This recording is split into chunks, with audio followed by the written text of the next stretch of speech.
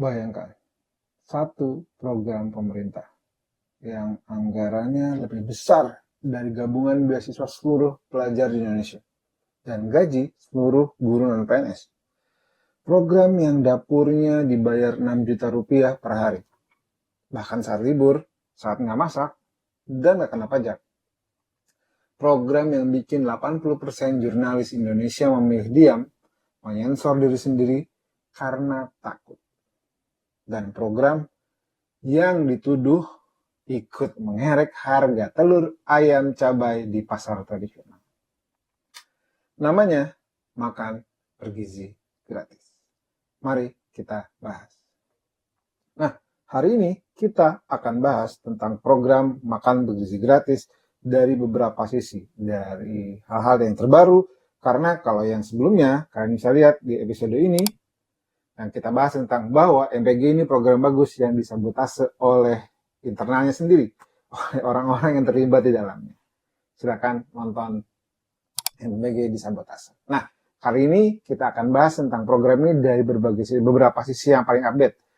Salah satunya adalah insentif SPPG yang tetap dapat uang meskipun nggak masak.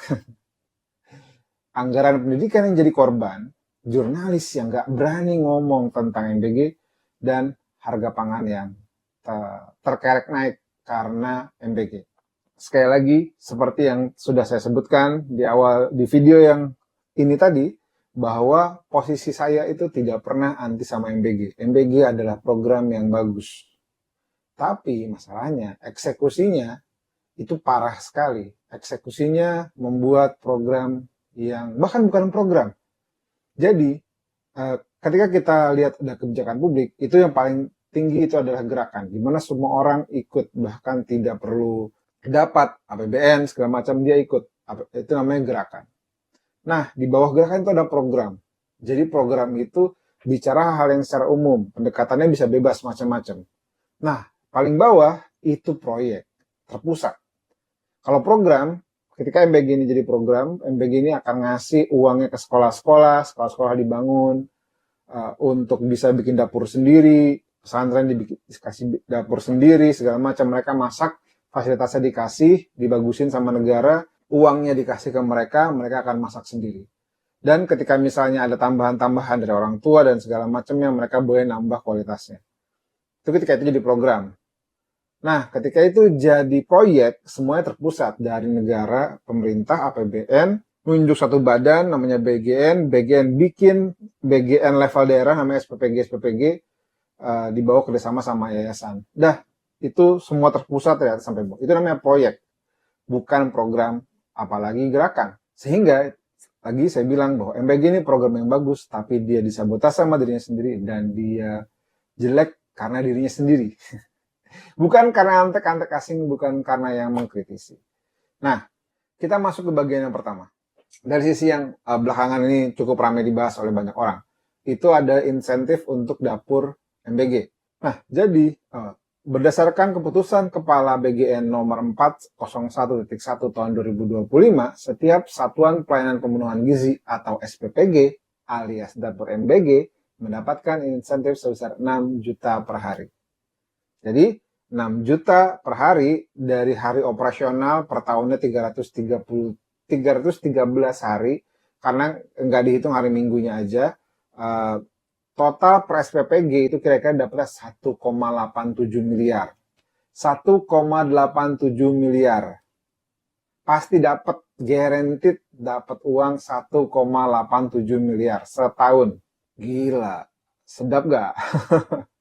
Nah, kalau kita kali ada 19.188 kira-kira ya dapur MPG kali 1,87 miliar, kira-kira berapa triliun? Gede banget. Tapi yang bikin perdebatan makin panas itu bukan cuma angkanya, tapi hal-hal yang menyertai keputusan itu gitu. Bahwa insentif itu bukan berdasarkan porsi yang disajikan, tapi berdasarkan ada dapurnya atau enggak. Jadi mau itu dapurnya ngelainin 3.000, mau itu dapurnya ngelainin 500 orang, insentifnya tetap sama 6 juta.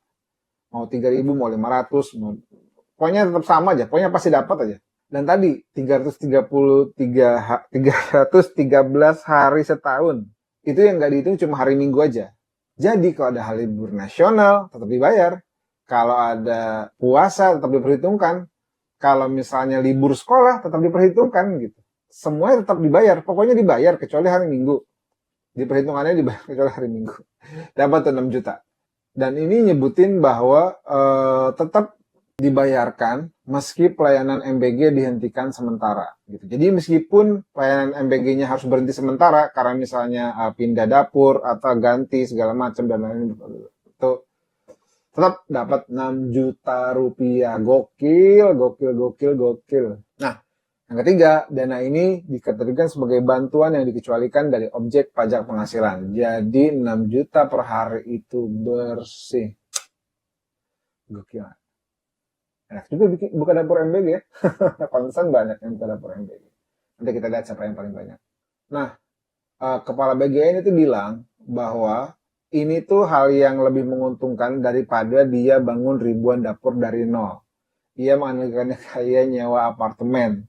Bayar sesuai komitmen, dipakai atau enggak. Kalau mikirnya kayak gitu Bapak Kepala BGN yang terhormat, yang katanya pintar, yang katanya profesor, Masya Allah. Kalau kayak gitu logikanya dari awal, ya ke sekolah aja dikasihnya.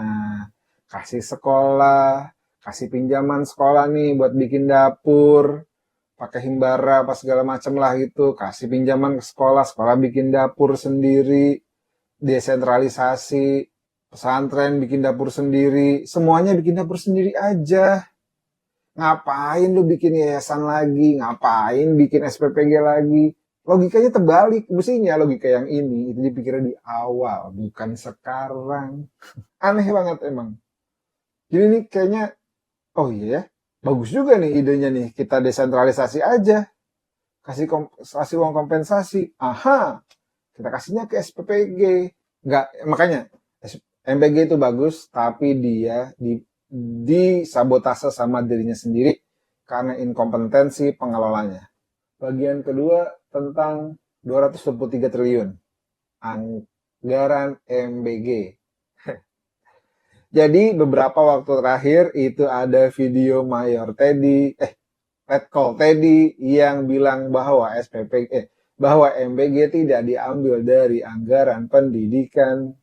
Ini videonya. Saya ingin meluruskan pemahaman dan narasi yang keliru. Jadi kemarin ada sedikit pihak yang menyampaikan bahwa program makan bergizi gratis itu mengurangi program dan anggaran pendidikan. Sehingga sekolah terbengkalai, kemudian guru-guru tidak diperhatikan. Oke ya. Jadi saya mau jawab itu narasi yang keliru. Ya. Jadi singkat cerita begini. Yang pertama, makan bergizi ini bertujuan untuk meningkatkan kualitas sumber daya manusia, dalam hal ini siswa dari PAUD, TK, SD, SMP, SMA dan setingkatnya untuk memperoleh pendidikan di sekolah. Oke. Kemudian anggaran pendidikan ini sudah disepakati bersama oleh DPR, pemerintah, termasuk Badan Anggaran DPR tahun lalu pada September kalau tidak salah, untuk digunakan di 2026, termasuk isi dan peruntukan dari anggaran pendidikan ini. Itu ya. Oke. Kemudian pertanyaannya adalah apakah iya jadi namanya anggaran pendidikan itu 20% dari APBN. Oke. Nah, di tahun ini 769,1 T itu 20%. Oke. Dan itu anggaran pendidikan. Anggaran pendidikan itu apa? Banyak. Isinya peruntukannya. Ya. Dan isinya peruntukannya itu sudah disepakati bersama tahun lalu oleh pemerintah, DPR dan Badan Anggaran DPR. Yang mana ketua bangkatnya juga PDIP, gitu kira-kira. Saya nggak tahu ya. Ini kalau saya kritik saya dimarahin gak sih? Nanti saya di WhatsApp lagi ditanyain orang-orang lagi. Capek juga nih. Mestinya Pak Letkol itu baca APBN itu ada di Perpres nomor 118 tahun 2025 yang waktu itu disahkan September 2025, bulan 2025. Anggaran pendidikan memang terbesar sepanjang sejarah, yaitu 769,1 triliun. Pak Prabowo menyatakan bahwa pemerintah berkomitmen memenuhi anggaran pendidikan 20%, tapi angka sebenarnya nggak segitu. Kalau dilihat di lampiran 6, nomor 1, di Perpres 118 tahun 2025, di antara semua alokasi total anggaran pendidikan 769,1 triliun, kira-kira ya akan dibertin.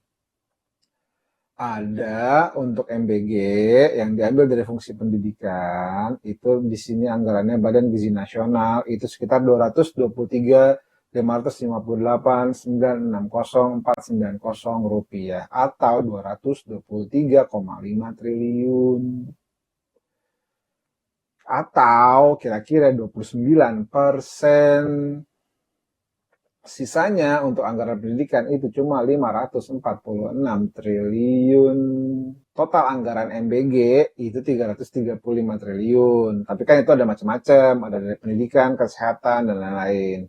Nah, kalau dihitung dari semua anggaran MBG yang 335, jelas 223 itu mayoritasnya dari anggaran pendidikan.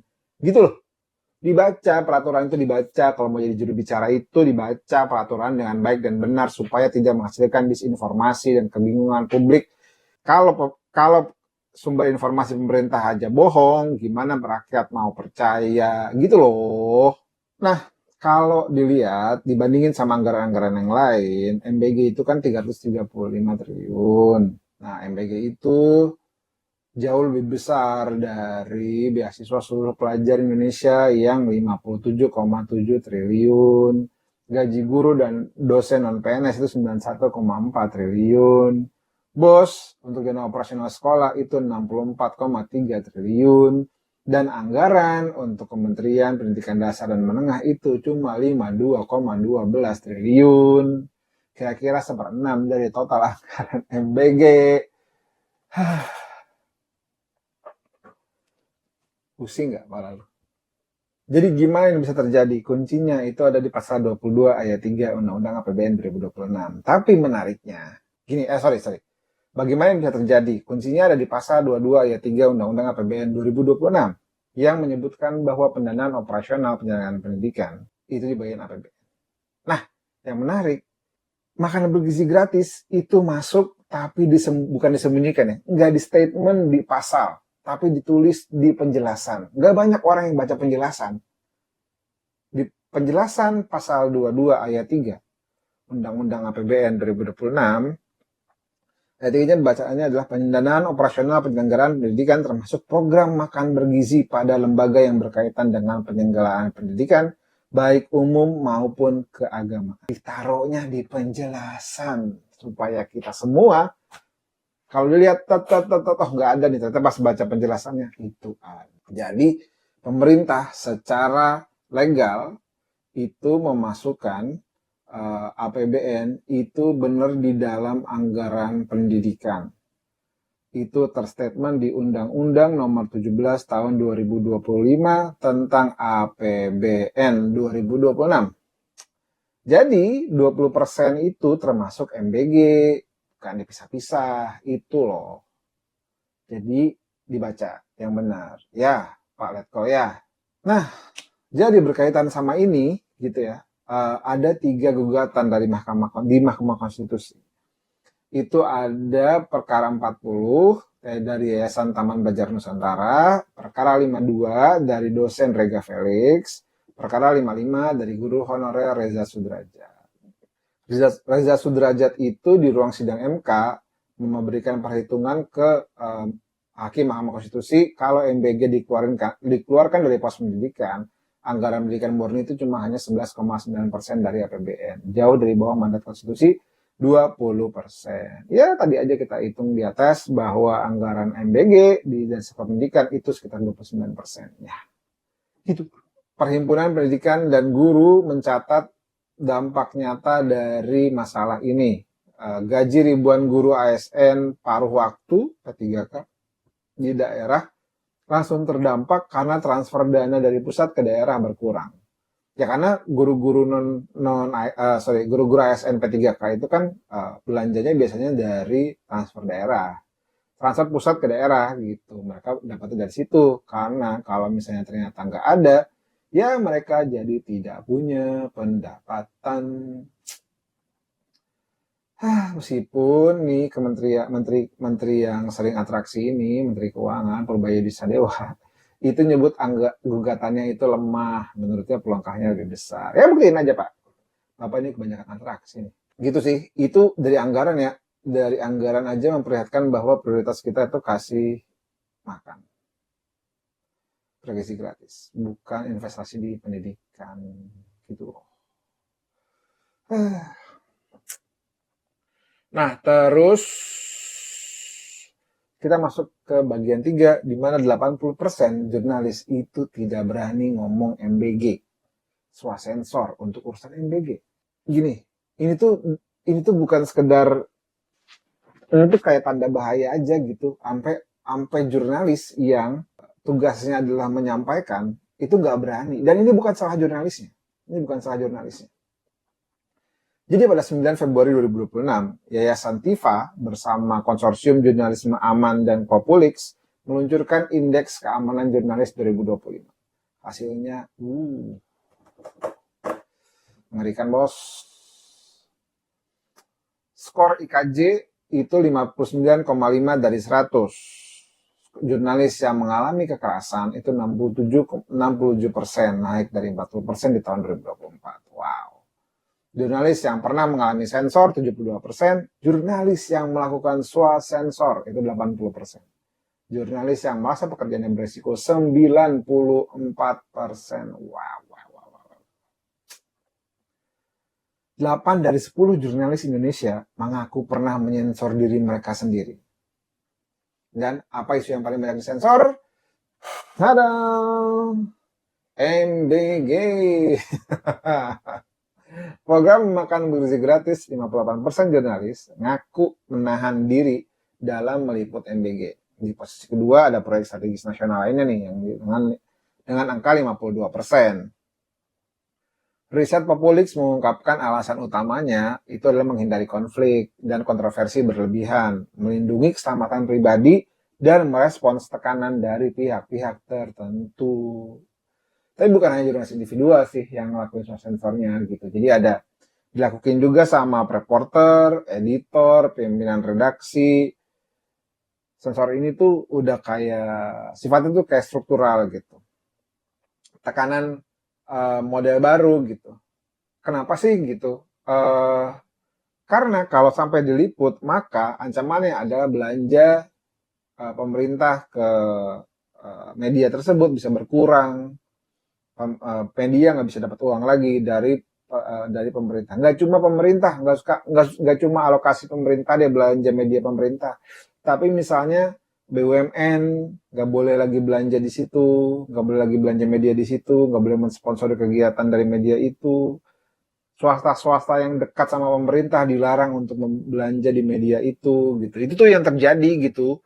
Itu tuh berbahaya sekali buat demokrasi gitu. Itu tuh kayak kekerasan pers tapi nggak pakai fisik gitu. Karena memang kekerasan fisiknya tuh berkurang.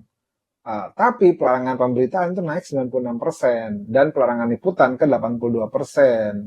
Ini tuh kayak bentuk evolusi gitu loh. Represinya tuh nggak lagi ngincer fisik, tapi ngincernya ekonomi, ngincer yang lain-lain gitu. Masalahnya kalau teman-teman jurnalis itu membungkam diri gitu, iya wajar juga kalau ketakutan kehilangan pendapatan, ketakutan diancaman fisik gitu. Ya yang kasihan tuh yang rugi tuh kita, publik itu rugi karena kita tuh nggak lagi dapat informasi yang benar tentang gimana uangnya dibelanjakan, hasil belanjanya bagus apa enggak dan segala macamnya gitu. Bahkan saya aja bikin video ini nggak tahu nih, takut juga nih. Nggak, tapi yang penting kita harus sampaikan informasi yang benar. Selama yang saya sampaikan itu ada dasarnya, ada argumentasinya, menurut keyakinan saya, itu boleh disampaikan. Gitu. Nah, bagian berikutnya itu adalah MBG dan inflasi. Dar, dar, dar, dar, dar. Gini, pernah bayangin nggak kalau misalnya tiba-tiba pemerintah tuh beli barang dengan jumlah yang besar di pasar domestik, dia beli beras, dia beli telur, beli sayur, beli ayam, susu, dan segala macam itu dibeli secara serentak oleh ribuan dapur MBG. Harganya pasti apa? Harganya pasti naik ke orang lebaran aja ketika kita butuh belanja buat masak-masak Ramadan itu harganya naik gitu. Apalagi ini naiknya tuh tiap hari, bahkan bukan cuma momentum gitu, tiap hari gitu. Nah, ini tuh kelihatan dari inflasi bahan pangan yang bergejolak sampai 6,59% secara tahunan per Oktober 2025. Jauh di atas inflasi umum. Komoditas yang paling terdampak itu cabai merah, telur ayam ras, dan daging ayam ras. Nah, bayangin, inflasi volatile food Oktober 2025 itu 6,59% year on year. Inflasi umum Oktober 2025 itu cuma 2,86% year on year gitu. Jauh banget, hampir 3%, hampir 3 kali lipat inflasi volatile foodnya gitu. Jadi berat aja gitu. Kenapa sih bisa kejadian gitu. Ini tuh kalau kata teorinya ya, kalau kata ekonom itu kayak demand pull inflation, inflasi yang didorong oleh lonjakan permintaan. Bayangin aja, anggaran MBG itu naik dari 71 triliun jadi 335 triliun dalam waktu singkat. Itu berarti permintaan bahan pangan meningkat hampir 5 kali lipat dalam waktu singkat. Wow. Bayangin aja gitu loh. Produksinya kan cuma segitu-segitu aja. Tiba-tiba kebutuhannya naik 5 kali lipat, gimana nggak mahal. Ini tuh gak cuma ada di angka-angka, kan ini kan angka statistik gitu ya. Ini tuh kerasa di warung-warung makan biasa gitu. Di pedagang sembako yang kecil, ibu rumah tangga yang belanja barang-barang lebih mahal. Resikonya tuh jauh lebih besar ketika yang itu bakal bareng jalan di Ramadan dan Lebaran. Sekarang. Coba deh kalau teman-teman mau ke pasar gitu ya, tanya, cek, ibu-ibu juga pasti ngalamin ini, harga-harga sembako jadi mahal, sayuran mahal, ayamnya mahal, kangkungnya mahal, segala-gala mahal. Ya mau nggak mau itu karena MBG, itu nggak bisa dideny, itu secara teori ekonomi itu ada, nggak bisa tuh orang-orang di BG itu bilang tidak, itu bukan karena MBG, itu omong kosong saja, Anda tidak tahu apa-apa. Ya Allah, kenapa dia tidak kompeten sekali. Lagi-lagi MBG ini bagus, tapi MBG harus direncanakan dengan lebih baik oleh orang-orang yang kompeten. Jangan lagi orang yang tidak kompeten yang mengisi ruang-ruang MBG kayak sekarang. Ini lagi yang bagian yang lebih penting tentang keracunan MBG. Udah lebih dari 20.000 orang, 20.000 korban keracunan MBG. Ini tuh gini ya. Memang secara statistik mungkin kayak 0,0000000%. Tapi ini tuh orang, nyawa. Satu nyawa itu udah kebanyakan gitu. Meskipun ini meskipun sampai hari ini belum ada yang meninggal dunia. Tapi jangan sampai, kita semua nggak pengen ada yang jatuh korban meninggal dunia karena MBG. Setidaknya sampai hari ini yang terverifikasi belum ada. Nah, kasus keracunan MBG pertama itu tercatat itu 10 hari sejak pertama diluncurkan. Wah, 10 hari aja udah menemukan keracunan. Itu 16 Januari 2025, 10 siswa SD Negeri Duku 3 di Sukoharjo, Jawa Tengah menderita sakit perut dan mual setelah menyantap menu MBG. Sejak saat itu, kasus terus bermunculan dan membesar. Januari 2025 ada 99 korban, Februari 2025 ada 65 korban, April 2025 ada 1.200 korban dan menjadi lonjakan pertama. Agustus 2025 ada 2.266 korban, September 2025 6.052 korban sebagai puncak awal, dan Oktober 2025 dengan 6.823 korban sebagai puncak tertinggi. Data BGN itu per Oktober itu 2025 itu 6.517 korban dari 75 kasus. Data Kemenkes Oktober 2025 11.000 korban KPAI sampai Desember 12.658. Data JPPI per 23 Desember tuh 2025 20.012 korban. Kok bisa sesama lembaga pemerintah nyatetnya beda gitu loh? Kok bisa Kemenkes nyatetnya 11.000, BGN nyatetnya 6.500? Salah siapa coba? Terus. Ya kalau misalnya lembaga independen kayak KPAI, kayak JPPI, Jaringan Pengamat Pendidikan, oke lah dia mencatat dengan lebih baik gitu. Tapi ini Kemenkes sama BGN beda, gimana? Gak masuk di akal. Nah, yang provinsi paling parah itu 4.887-nya itu ada terjadi di Jawa Barat. Jawa Barat itu paling banyak 5 provinsi terparah yang jadi korban keracunan MBG. Itu Jawa Barat 4.877 korban, ini paling parah nih. Jawa Tengah 1.961 korban, DIY 1.517 korban, Jawa Timur 950 korban, Nusa Tenggara Timur 800 korban. Nah, kasus yang paling besar itu terjadi di Cipongkor, Kabupaten Bandung Barat, September 2025.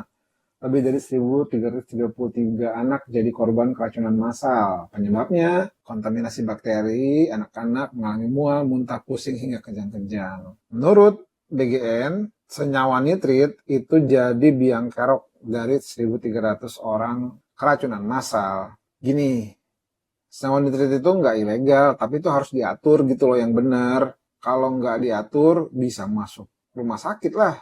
Nih, kadar nitritnya itu 3,91 mg per liter di melon dan 3,54 mg di lotek. Miligram per liter di lotek hampir 4 kali lipat batas aman EPA menurut PGA dan Labkesda Jabar Oktober 2025. Gitu. Dan korban itu bukan cuma siswa ya, guru, balita, ibu hamil, bahkan anggota keluarga juga terdampak karena paket MBG sering dibawa pulang atau didistribusikan lewat posyandu. Sayangnya kalau udah pulang ke rumah nggak bisa dicek sama orang-orang apakah dia keracunan MBG atau kena penyakit yang lain. Nah, menariknya 2026 itu kasusnya masih ada. Kasusnya nggak berhenti. Dari JPPI bilang ada sekitar 1.929 orang jadi korban keracunan baru di Januari 2026 aja. Baru Januari udah 1.929. Enggak segitu ternyata total. Gini, 2026 kasusnya masih berlanjut. Data dari JPPI mencatat sekitar 1.929 orang menjadi korban keracunan baru di bulan Januari 2026. Total kumulatif hingga akhir Januari itu mencapai 21.254 orang. Dari total yang semuanya. Jadi Januari itu baru Januari sekitar 1.900. Yang paling banyak itu 197 siswa di Manado, Januari Februari 2026. Di Grobogan, Jawa Tengah, itu 803 siswa keracunan ayam MBG. Kok bisa ya MBG keracunan? Berarti ngolahnya jelek. Kepala BGN bilang kalau tren keracunan sudah menurun. Trennya menurun berarti masih ada yang keracunan loh. Lusinya bilang, Kepala BGN Kepala BGN bilang kalau keracunan sudah nol, tidak ada lagi yang keracunan karena apa-apa. Cilokonya, dari segitu banyak orang yang keracunan itu tidak ada satupun yang jadi tersangka. Tapi coba kalau bayangin kalau ada keracunan massal di tempat yang lain dilakukan sama orang lain, pemilik cateringnya tuh bisa masuk penjara karena lalai mencelakakan orang, kafe, catering segala macam. Tapi kalau bagian aman bos, ini aman, tidak ada yang masuk penjara, gila. Lalu berikutnya, ada siapa di balik MBG? Menarik nih. Pertanyaan paling penting, itu siapa sebenarnya yang menjalankan dan dapat keuntungan dari program MBG senilai 335 triliun rupiah. Wow. ICW itu bikin laporan, judulnya ada siapa di balik MBG pada akhir 2025. Nanti kalian bisa download di bawah, bisa juga langsung cari di website ICW. Mereka menelusuri 102 yayasan pengelola SPBG di 38 provinsi. Hasilnya mengejutkan. Meskipun ini 102 yayasan. ICW menemukan bahwa program MBG diduga syarat praktik politik patronase dan konflik kepentingan. Ini terlihat dari hubungan yayasan pengelola SPBG dengan partai politik, tim pemenangan, pendukung Prabowo, militer, dan aparat penegak hukum. Dari 102 yayasan yang ditelusuri, 28 yayasan atau 27,45% memiliki afiliasi politik formal. Afiliasi politik ini muncul dari relasi individu di dalam yayasan dengan partai politik. Partai Gerindra 7 yayasan paling banyak. PKS 5 yayasan. PAN 3 yayasan. PDIP, P3, Nasdem, Hanura juga punya afiliasi ke Dapur MBG. Partai Gerindra dapat 7 yayasan. Kalau dihitung per individu, ada 44 orang dari 28 yayasan yang terafiliasi partai politik. PKS itu paling banyak, 10 individu. Diikuti PDIP 7 individu, Gerindra 6 individu. Meskipun PDIP telah mengeluarkan surat edaran bahwa seluruh kadernya harus tidak boleh menyelenggarakan dapur MBG. Berarti paling tidak orang-orang yang sebelumnya sudah bikin dapur MBG ke depan tidak, dari PDIP itu harus berhenti bikin dapur MBG gitu. Jadi bukan berarti yang ini salah gitu, tapi ada lalu cut off, berarti nggak berada lagi. Nah, yang mungkin menarik adalah ada 4 anggota legislatif yang aktif di yayasan menerima MBG. Ada Asep Rahmat dari DPRD Ciamis dari Partai PAN, Ketua Yayasan Astra Bakti Maritim, RM Nizar dari DPRD Garut, Partai P3, Ketua Yayasan Cahaya Wirabangsa, Sulaiman El Hamzah, DPR RI, Nasdem, Pengawas Yayasan Insan Cendikia Jayapura, RA Aminah Rosyada, DPRD Ogan Ilir, Hanura, pendiri Yayasan Sahabat Pelangi. Nah, lo gimana caranya ngawasin kalau lo adalah bagian dari MBG? Cobalah tolong dipikir para anggota DPR yang terhormat. Kalian tugasnya adalah melakukan pengawasan pada program pemerintah, bukan jadi penyelenggara program pemerintah. Lalu juga ada militer dan aparat penegak hukum. TNI, 452 unit SPPG. Targetnya 2.000 unit. Polri ngeluaras 1.179 unit. Jadi kepolisian itu operator paling besarnya MBG. Ini tuh aparat penegak hukum tuh melakukan hal-hal yang lain, tapi tidak melakukan penegakan hukumnya. Tolonglah. Kita tuh pengen TNI Polri yang profesional, dia di stick aja sama apa yang dilakukan tiap hari. Ini juga yang gue mah yakin, saya mah yakin yang dapat benefit itu bukan orang apa, petugas polisi, tentara-tentara yang level bawah. Ini mah mainan petinggi doang. Ini mah yang dapat, nggak ada yang bawah dapat, nggak ada gitu. Pasti ini mah yang atas aja yang main. Bawahnya nggak dapat, nggak jelas banget. Gitulah. Kesimpulannya ICW bilang bahwa program MBG ini digunakan untuk alat konsolidasi politik, distribusi sumber daya, menciptakan jaringan patronase yang memperkuat dukungan bagi pemerintah saat ini. Kira-kira gini lah, 335 triliun itu bukan buat kita, bukan buat rakyat. 335 triliun itu buat konsolidasi partai, itu loh. Bukan buat kita, bukan buat rakyat, itu tuh. Gitulah, sedih ya jadi rakyatnya. Tapi ya itulah kenapa video ini ada. Nah, jadi sebelum kita tutup videonya, kita akhiri videonya.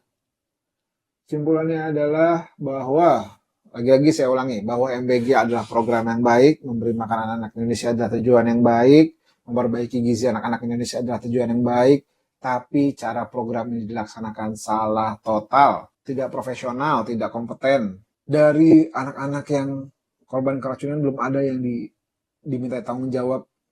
Itu tuh penting banget sebagai transparansi, bentuk bahwa komitmen bahwa pemerintah itu benar-benar ingin memberikan makanan yang baik kualitasnya, tidak keracunan. Kalau ada yang keracunan lagi bahwa akan di ABCDE gitu. Nggak pernah ada tuh, sampai sekarang kita nggak pernah tahu dapur yang mau menyebabkan keracunan itu dapurnya siapa, yayasannya siapa, orang di belakangnya siapa, nggak ada. Nggak ada. Akuntabilitasnya nol besar. Dapur MBG dibayar 6 juta per hari, sementara guru honorer berjuang buat makan 3 kali sehari. Ini tuh ada yang gak beres gitu. Setelah segitu banyaknya anggaran masih aja gitu kita ngelihat, gila 6 juta per hari bos, 6 juta per hari. Pasti dapat 6 juta per hari, gila.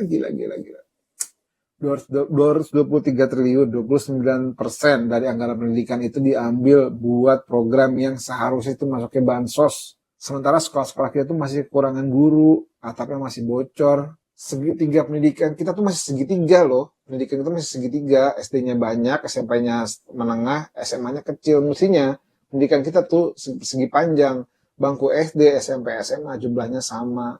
Mestinya gitu. Kalau sekarang itu begini, ada yang lulus SD nggak bisa masuk SMP, ada yang lulus SMP nggak bisa masuk SMA. Berarti mereka kemana? Mereka nggak bisa kerja karena mereka nggak dapat pendidikan yang layak. Itu yang harus dipikirin. Terus juga ketika 80% media itu nggak swasensor, nggak berani ngeberitain, berarti ada yang salah dari program Anda. Berarti ada yang salah dari apa yang Anda lakukan. Sehingga Anda nggak berani diliput sama media yang benar. Gitulah. Tapi kita sebagai warga negara tuh harus terus bertanya. Ada yang banyak bilang bahwa wah ini adalah pintu menuju pemilu 2029 di mana nanti mereka yang dapat MBG itu pasti akan milih, mereka yang kerja di dapur MBG bakal milih Prabowo lagi. Ya mungkin iya, bisa jadi juga, bisa jadi enggak.